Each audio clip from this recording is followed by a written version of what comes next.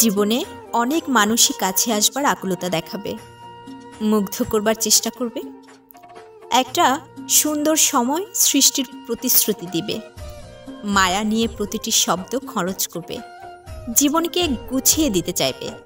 অথচ দিন শেষে এরা কেউই হয়তো জীবনে থাকবে না। কারো সাথে দুটো সুখ দুঃখের শব্দ ব্যয় করেই তাকে কোনো জায়গা করে দিতে নেই।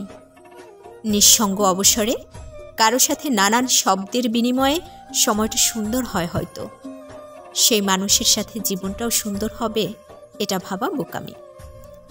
মানুষ মুগ্ধ করতে চাইবে, তোমাকে তার সমস্ত পৃথিবী বানাবে, দেবতার আসনে বসিয়ে 2-4 বেলা পুজোও করবে, উপাসনা করবে, ফুল চন্দন লাগিয়ে দিবে, সকালে চোখে জল না আসবার কথা বলে ভোর রাতে কাঁদিয়ে শাসিয়ে ভেঙে চুরে চলে যাবে।